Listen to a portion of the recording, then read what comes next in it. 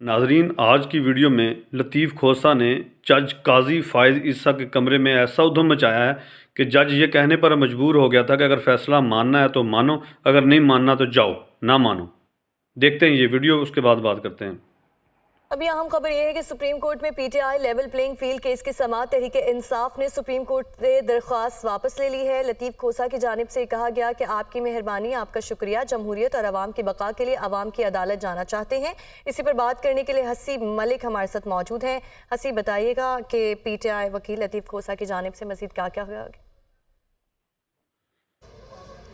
देखें, ये पीटीआई ने इलेक्शन कमीशन के ख़िलाफ़ सुप्रीम कोर्ट में तौहीन अदालत की दरख्वास्त दायर की थी, रुजू किया था, जिसके ऊपर आज ये समाअत होनी थी। और समाअत का आगाज़ हुआ तो लतीफ़ खोसा, जो कि पीटीआई को रिप्रेजेंट कर रहे थे, वो रोस्ट्रम पर आए और उनकी जानिब से वन लाइनर कहा गया कि हम दरख्वास्त वापस लेना चाहते हैं। मुझे डायरेक्शन मिली है कि दरख्वास्त को वापस ले लें, क्योंकि जो लेवल प्लेइंग फील्ड की बात हो रही थी, हमारे से तो फील्ड ही छीन ली गई है।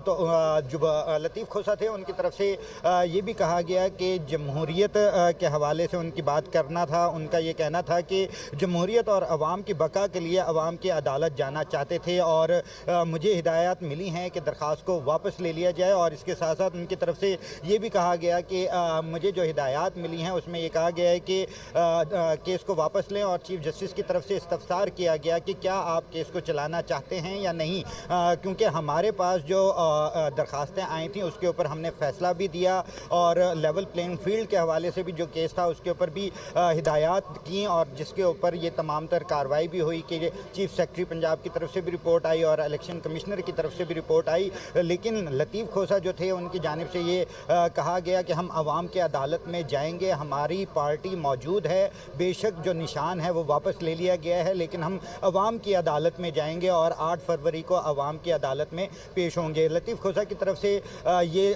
जब बातें की जा रही थी तो चीफ़ की तरफ से जो है वो कहा गया कि हमें भी सुने, हम भी कुछ कहना चाहते हैं। और उनकी तरफ से ये कहा गया कि बैरिस्टर गौहर जो थे, उनका जो मामला था वो भी सामने आया और उसके ऊपर पुलिस अहलकारों को जो है वो मुअत्तल भी किया गया है। तो आप जो है इसके हवाले से अगर बैरिस्टर गौहर मुतमईन नहीं है तो वो भी अदालत में आ सकते हैं। लेकिन लतीफ़ खोसा की तरफ से दरख्वास्त को वापस लिया गया, जिसके बाद लतीफ़ खोसा कमरा अदालत से बाहर निकले और मीडिया से भी गुफ्तगू की और उनकी तरफ से यही सारा सिनेरियो बताया गया जो कमरा अदालत के अंदर उनसे उन्होंने की बातें, जो एक इस्तफसार हुआ था, जो मुकालमा हुआ था चीफ जस्टिस के साथ, वो जो है उन्होंने मीडिया के ऊपर भी आके बयान किया। पर लेकिन ओवरऑल लेवल प्लेइंग फील्ड का ये मामला था आम इंतखाबात के अंदर, जिसके अंदर इलेक्शन कमीशन के ख़िलाफ़ पीटीआई ने सुप्रीम कोर्ट से रुजू किया था। तो ये थी दोस्तों आज की वीडियो। किस तरह देखा आपने? लतीफ़ खोसा नाडार वकील है और सच का साथ देने वाला बंदा है। उसने बहुत अच्छा किया है। काजी फ़ाइज़ ईसा से अपने केस भी वापस ले लिए हैं और कहा है कि जिस तरह की जमहूरियत आप लाना चाह रहे हैं, उससे जमहूरियत से मैं वैसे ही अच्छा हूँ, मेरे केस वापस करें। तो इससे भी ज़्यादा इश्तिहाल दिलाया उन्होंने काजी फ़ाइज़ ईसा को। तो जब इश्तिहाल में आए तो उन्होंने ये कहा कि अगर आपको ये फ़ैसला मंजूर नहीं है तो ना माने, मेरा फ़ैसला था, मैंने दे दिया।